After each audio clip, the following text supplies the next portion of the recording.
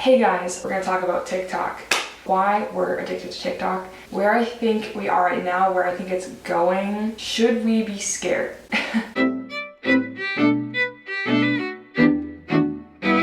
So I want to start with the founding of TikTok. TikTok was originally Musical.ly, and Musical.ly was created in 2014. I think a lot of people know what Musical.ly was like. It was mostly like lip syncing, sped up, slowed down videos. It was a relatively big phenomenon. But in the 2014-2016 time period, like when I think of that time period, I think of like the Tumblr, like the mustaches. It's like quite cringe to think about, but I think Musical.ly fits really well within that like time period. Then TikTok was bought by ByteDance in 2018, and ByteDance renamed it to TikTok. I think it was a relatively slow transition. Like I have faint memories of people talking about how TikTok is like cool now, because I don't think Musical.ly ever became a cool app. Musical.ly existed when Vine was around, and I think they had very similar auras, I guess. I don't know. Vine was kind of the cool app, and Musical.ly was like, ooh, okay. I didn't really get on TikTok myself until 2020. I don't know why I pronounced that so specifically, but 2020 is when I got TikTok, and that was only because like my friends were on it. In 2022, TikTok has 1 billion monthly active viewers, which is an insane number. Like I can't even imagine 1 billion people using TikTok. Those servers must go crazy. The amount of heat coming off those servers, kind of where we are now. That's like the summarized timeline of how we've gone to TikTok today. The other like kind of interesting historical thing to talk about when we're talking about TikTok is the bans, which I do think provide a lot of insight into maybe we should be a little worried about TikTok just a little bit. Particularly in the US, TikTok has been on the verge of being banned more than one time. So the first ban would be Trump's ban. In 2020, so this is election time, Trump threatened to ban TikTok in the United States because TikTok posed a security threat by his definition. So Trump was like worried that they were stealing our data and what they were going to do with that data. Because ByteDance is a Chinese company, I think there was a whole lot of discourse around that. To counteract this, ByteDance agreed to divest a portion of their company, of TikTok, in order to evade this ban. Interestingly though, after TikTok said, we'll cool off, we'll divest, a little bit later they were like, psych, just kidding, we're actually not gonna do all that, and instead we're going to sue you. So ByteDance sued the Trump administration, citing that the reason that they were threatening to ban was to up their numbers in the election. There was an additional ban that was done by TikTok's US program manager named Patrick Ryan. And his lawsuit is a little bit more confusing and complicated, but he filed for a temporary restraining order. A lot of things going on there, kind of along the same line, saying that there was like no reason for TikTok to be banned in the US. Okay, so I guess there's like a lot of different areas you can like branch off from this, but Microsoft also was kind of involved because Microsoft was willing to buy TikTok's algorithm, like parts of TikTok, in order to keep it like alive in the US, I guess. But ByteDance was kind of like, no thanks, Bill, we're good, thanks though. And so Microsoft never got their little fingers on TikTok, and it stayed with ByteDance. And it kind of just like drifted away after that. That's kind of the end of the Trump ban in a nutshell, not to be a fourth grade teacher. Quite recently, like even as I'm speaking, this is kind of going on, but now we have the Biden ban. The Biden ban is kind of interesting because if you know anything about US politics, you know that bipartisanism doesn't really happen right now. Like there's not very much bipartisan action occurring, okay? Which makes the Biden ban quite interesting because it has been almost a bipartisan agreement that TikTok should be banned. If you saw, like, TikTok's CEO was just like appeared in court, and it was kind of like a bipartisan questioning, which is just very rare, like I said, to see right now. So there does seem like both like Republicans and Democrats are both like not feeling so good about TikTok in the US. However, I have this article by Politico, and I'm going to read directly. Between the company's steep price tag, antitrust concerns, and expected resistance from Beijing, almost no experts believe Washington will be able to force ByteDance, TikTok's Chinese owner, to sell the app. If divestiture fails, the government will need new authorities from Congress to prevent getting laughed out of court when it attempts a direct ban, and there's no guarantee lawmakers can get on the same page to grant those powers in time for Biden to use them. That's a whole other thing. Is, as I'm filming this, 2023, so election season is ripe to happen soon. It's interesting, and I hate to talk about AI so much on this channel because I really don't know what I'm talking about, but I think it's like a really interesting thing where like there are a lot of these new like algorithms and AI type things, there's not law that currently exists. So a related thing that I'm not going to talk a lot about was the Drake and The Weeknd song that just came up, but it was not actually them. It was an AI generated song using their likeness. The song couldn't be banned right away because there isn't legislature on like AI right now. And so there's kind of like a similar thing where there's not a whole lot of legislature on social media compared to like other things. Yeah, that's kind of what that article's about. It's like, can TikTok even be banned at this point? The last thing I want to say about the Biden ban is it felt like, to me, from my side of the algorithm, that everybody was kind of on the TikTok CEO side of like the battle, the argument in the US, being like, oh, like we don't want TikTok to be taken away from us, like we love the CEO. But as I was writing this script, I was really thinking like all of the coverage I received was on TikTok. It makes a lot of sense where it's like, why would I be getting news on TikTok that was like on the opposite side of TikTok or TikTok CEO? So I do think some critical thinking needs to be done. Like maybe we should be checking other sources other than just TikTok to find out about the TikTok ban. Is that making sense? I feel like I'm not explaining this well. I think we just need to make sure we're getting our news and information from different sources. And that doesn't just mean getting news from ABC and CNN both on TikTok. Like we maybe should explore different platforms as well. That's all I have to say. That is my history of the ban, my history of TikTok. My battery is going to die, but next we're going to jump into the growth of TikTok. Okay, welcome back everyone. My battery has died once, so I apologize for any angle changes. Another huge like player into TikTok that I think hasn't been applied to any other like major social media app is that it got really popular during COVID-19. So for me, for example, I had just gotten TikTok in 2020, and I got it because like my roommates were on it, my friends were on it, and they were like, oh, you should get it, you should get it. And so like to me, I think I was kind of a late adopter of TikTok, but I had gotten it before COVID because I remember specifically being in my room that I shared with my roommate as a sophomore in college. Anyways, that's just to say I got TikTok right before the pandemic started. Then I was on it all the time because I was home. And especially after school finished in May, I found this study that TikTok saw a significant increase in popularity during the coronavirus COVID-19 outbreak in the United States, with a growth of 180% between 15 to 25-year-olds after the pandemic broke out and people started working and studying primarily from home. Part of TikTok's effect, or like what's going on when you're on TikTok, is called the flow experience. Layman's terms, it is feelings of enjoyment, concentration, and time distortion while doing something. So it is like a psychological theory or experience, I guess. In positive psychology, the flow state is also known colloquially as being in the zone. For me, I think I'll have it when I'm like writing papers. So for me, it was like in the zone was when you were writing for so long and like you were busting out like pages and you weren't really like paying attention to like how much time was going by because you were like just getting so much down on paper. So that's kind of like one example of a flow state. Basically part of what the TikTok experience is, when you're on TikTok, it's basically replicating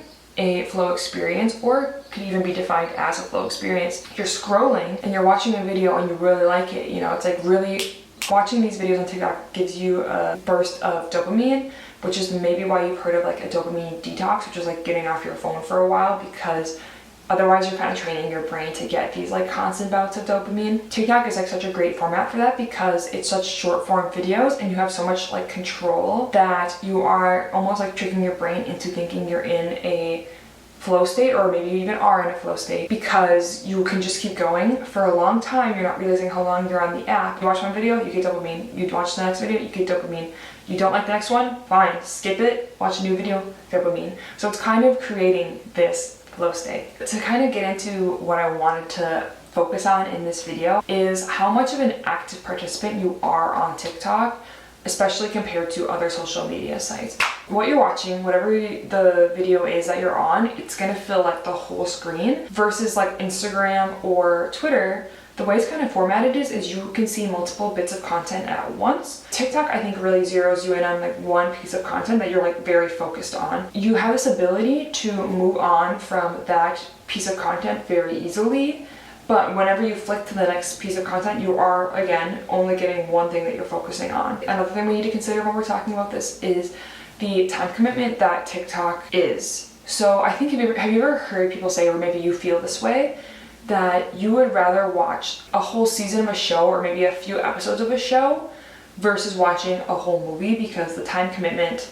feels different. And that'll take maybe even longer than a movie, but committing to one big block of time, like an hour and a half, 2 hour, now even maybe 3 hour movie is like too much of a commitment, even though you'll spend just as much time that you would watching a movie as you are watching on TV. And I think part of that is because when you watch an episode, you are giving yourself the ability to stop watching, and the story is going to be fine if you stop watching at that point. But you do have the ability to watch a second episode, and like probably more times than not, you are going to keep watching to the next episode. That kind of thing is very similar to TikTok, where you are committing to this very short form content, and you're giving yourself an out after a video. If you're like, oh, I'm done, I can get off. But if you want, you can just keep watching videos. And again, that tends to happen. I think there's probably things to say about ads too. YouTube, you're getting ad breaks, like ad rolls in between your videos, which you are getting ads on TikTok, but you literally can watch them for a second. There's no commitment to sit and watch a sponsorship. You can flick by it super easily, so that's like an easier way of rationalizing going on TikTok. So I guess along the lines of that is TikTok is different because it gives you these feelings of autonomy. I'm not breathing. I was too in the zone, I was too in my flow state. It gives you these feelings of autonomy with your ability to scroll, but there's also like other things integrated into it. So there's the comment section, which I'm gonna talk about the comment section a bit more later, but the comment section is giving you something to do while you're watching your videos, and you can decide if you wanna like comments, or I think you can even dislike comments on, I don't think all, but some videos.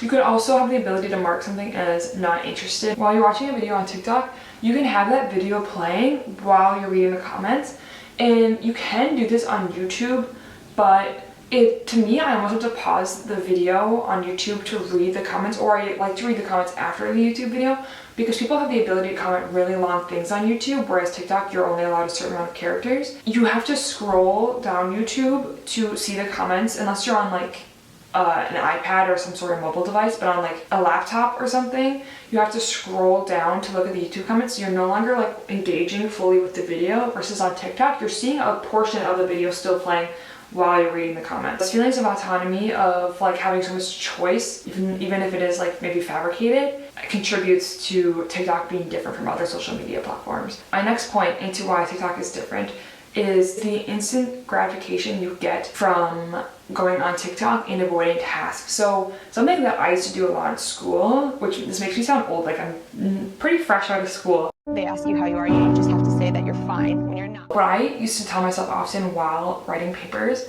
is I will write for 30 minutes. Like I'll do a Pomodoro timer, then I'll give myself 5 minutes to go on TikTok, because it's something that I'm able to commit to for 5 minutes and then going back to my paper. While I can do this with like other short form places like Twitter and Instagram, I don't get the same amount of like enjoyment as watching like a video. You are able to, I think, chunk, I hate that word, TikTok much more than you are able to do it with like other long forms of content. You know what I'm saying? So I think that also really contributes to like getting people on TikTok. And then every once in a while you'll be like, oh, I'll take 5 minutes.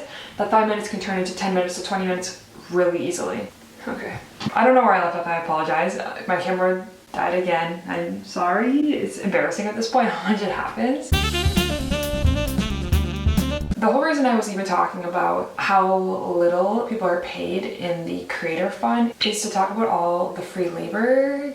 That's a little dramatic, but like essentially what it is from the people who are commenting on TikTok. Like I just want you to think, if you're on TikTok, what part of TikTok is your favorite? Because for me, my favorite part is the comment section. I think the comment section is like full of some of the funniest people I've ever seen, and nobody's getting paid for the comments. Like people are just leaving comments for literally free. TikTok is the first platform that I've seen where it is so reliant on the comment section. And I think having a comment section that is so populated is creating this huge sense of community, which is another reason why people keep coming to TikTok. And I just don't think I've heard anybody talk about the comment section. And it is such a huge part of TikTok. And I, like personally, I don't like that many TikTok videos. Like I probably like an average amount, but I'm liking TikTok comments all the time. But half of my screenshots on my phone are from TikTok. Like I have one on here where it's talking about like a Starbucks order that I wanted to try, and this one is like a Notion template that I wanted to try. It is just like a huge part of TikTok that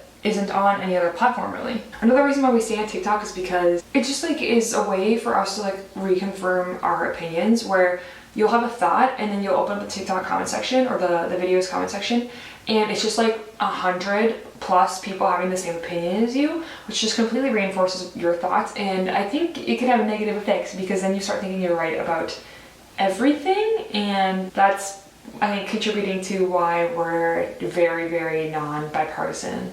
Anyways, that could be a whole 10-hour video, but it is like the lowest effort required to watch a video, open a comment section, have your thoughts reaffirmed, and then move on and do the same thing over and over again. I think that is a good like framing of how TikTok is different from other social media websites, but it's interesting to think about how those things have had implications on us and our existence. So I have done some real research for you so that you don't have to. One thing I was really interested in is attention span and how that has changed since TikTok. This is all like real research studies. It's not even like articles online. This is like, I went on Google Scholar to find this shit, okay? So the first one I really want to talk about is how TikTok is affecting our attention spans, because I truly feel like my attention span is complete ass since I've been on TikTok. I'm terrified to see my Spotify Wrapped next year because I think my amount of minutes is going to be like 50,000 minutes, because I rarely do anything without having something playing in the background. So when I'm eating, I'm watching a YouTube video, I'm watching TV, I'm getting ready, I'm listening to a podcast or music or a YouTube video. I am washing the dishes, I'm listening to music, I'm cooking dinner, I'm listening to music, I'm walking to work, I'm listening to music. Like, I am consuming so much shit right now, and it's so unnecessary, and it's also like kind of terrifying, where I am like trying to train myself to do things in silence, and like the way I feel in my chest, like the desire not to stop watching. Does that make sense? I kind of said that confusingly, but like when I am like, oh, I should get ready now, and then I'm like immediately like, oh, what should I listen to? If I'm like, oh no, I shouldn't listen to anything, I like have this internal feeling of resistance to the idea of not listening or watching to something. And I truly feel comfortable saying this because I think I'm not alone. So I wanted to do some research into how TikTok is contributing to this, because I felt like it is, and I do think that's like a common thought. So one of the first studies that comes up when looking into this, when I like searched into Google Scholar, TikTok attention span, is the study done on Chinese students. So it was 3,036 Chinese students in their first and second years of high school. And so I'm going to read the conclusion of the study just so I don't like blur anything. This is gonna be like word for word. But it starts off with TikTok use disorder, TTUD, which crazy that this is like a disorder, like a discernible defined disorder, is positively linked to memory loss, and it is also positively linked to depression, anxiety, and stress. So I think it can be kind of confusing where it says positively linked. It means a relationship between two variables, so TikTok and attention, that tend to move in the same direction. So as you are on TikTok, that is positively linked to memory loss. Furthermore, depression, anxiety, and stress have a mediating effect between TTUD and memory loss. These results also show gender differences. Attention should be given to male students who have more depression, anxiety, and stress than female students. They also have more memory loss. So just overall definition here, TikTok in this study of over 3,000 people was linked to like worse feelings, so depression, anxiety, and stress, and memory loss, which is like truly what I feel. Like I feel like I'm forgetting things so quickly, and like I keep thinking I'm not like rehearsing it in my brain enough, and that could be because of TikTok. These results kind of show that it has been correlated, this memory loss from TikTok. So it's not some like myth, you know, like there is research to show that this is happening. And then moving on, I found a study on time wasting. So this study is 111 college students between the ages of 18 and 28 from colleges such as Bridgewater State University and UMass Amherst participated in an online survey of 85 questions relating to emerging adulthood and topics such as anxiety, social media, relationships, stress, and more topics that are similar. The results showed that the more time participants spent on TikTok each day, the more they became distracted on TikTok when they were trying to pay attention in class and complete schoolwork. So this kind of contributes to that flow state thing I was talking about earlier, where you get in this flow state on TikTok and you lose track of time and what you're doing, so your schoolwork or attention in class, and instead you are putting that effort towards being on TikTok. It wastes your fucking time, because like, what are you gaining on TikTok? Like, I always think when I'm on TikTok, like when I'm off TikTok, like, what did I gain from sitting on TikTok for, you know, an hour every day? Like, I just like wasted an hour of my time because I'm getting off the app and I've learned nothing. I've gained nothing, like not put myself out there anyway, because I haven't been creating TikToks. So it's like you're literally just wasting your time when you're spending this much time on the app. Lastly, this is like slightly unrelated, but I've seen it be discussed, and as an environmental girly, I do feel it's important to discuss. And that is how social media in general, but also TikTok, has contributed to consumption. One of the big ones is like hauls are such a huge thing. So Amazon hauls, Shein hauls, clothing hauls, blah, blah, blah, blah, blah hauls. It's just like totally creating this environment of consumerism. So I'm not gonna talk too long about this because again, could talk forever about it, but I will say check out Jordan Teresa's video. She did a video on like Shein hauls and consumption on TikTok in general, so I highly recommend her video. Another one is like the restock videos, and I hate the restock videos, and it's not even just because it is like a form of consumption, it is just an ASMR like format that I dislike. Gives me the heebie-jeebies. It's creating such this environment of over consumption. So yeah, I guess my last thing is like just thinking about it, like have you bought anything because you saw it on TikTok or had a direct link to TikTok? Because I have. It's just like, it's so in our brains, you know, it's like so hard not to do it. So I just want you to like think about it a little bit, how much consumerism is placed on us within TikTok and social media, but specifically TikTok. I did want to say, I've titled this section in my notes, TikTok is great actually, because there are some really great things about TikTok, and I don't want it to just come off as me like slandering the shit out of TikTok, because I do like TikTok. It is such like a love-hate relationship, because I'm still on TikTok, like to this day I'm still going on it, and I actually just started like creating some videos myself. So I don't want to just say purely bad things. There are some good things about TikTok. So the way it's introducing us to new things, I'm watching part of a French show, and if anybody else is also watching this show through TikTok, please let me know. But I'm literally watching part of a show on TikTok that is in French, and it's because it's a like queer relationship that everyone's obsessed with. Like I know I'm not the only one, because whenever I see a new video, other people are commenting how they've like missed a few chapters because for some reason their algorithm hadn't brought them to TikToks about this couple in a while. And so I was only getting clips of their parts of the TV show on TikTok, and it was so fun whenever it would come up, because I would have had no way of learning about this show if it wasn't for TikTok. I've learned so many things about other cultures on TikTok as well that I never would have learned, because people are like sharing about it.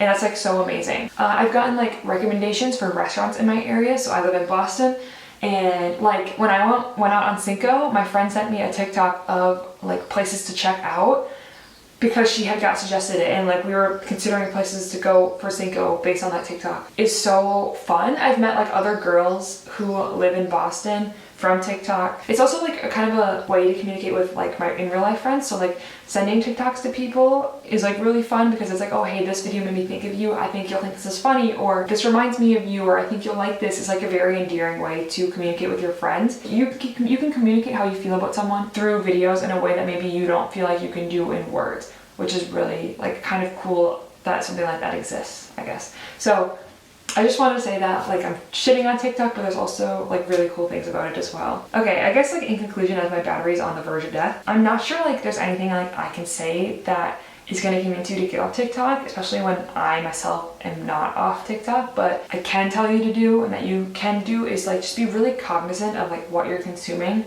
and how you feel like what you're consuming is making you feel. So, I mean, it's been a very common conversation about how standards are really high on the internet, and we need to be aware of that. But like how we're spending our time and how you feel about quote unquote wasting your time is something that I think you should really think about. Because, so for me, I was spending more time on TikTok than I was comfortable doing. And so TikTok is the only app on my phone that I have a timer on. So I have it set for 40 minutes, and I'm only like really allowing myself to be on TikTok 40 minutes a day, because otherwise I'm spending hours on there, and it is not a conducive like use of my time when there's so many other things I want to be doing. So that's a recommendation, something you could maybe think about doing. Just check in with yourself as much as possible to be like, hey, am I using my time how I want to be using it? Or hey, are watching these videos making me feel more anxious, more stressed, more depressed? Or are they making me happy long term? It's summer for me. It's a beautiful fucking day, so I'm gonna go touch some grass. I hope you do too. And thank you for watching. And I don't know, was this anything? I don't know. I'm gonna go outside. Have a good day. Peace, love, and happiness. I love you. Bye. This is gonna be so much fucking footage.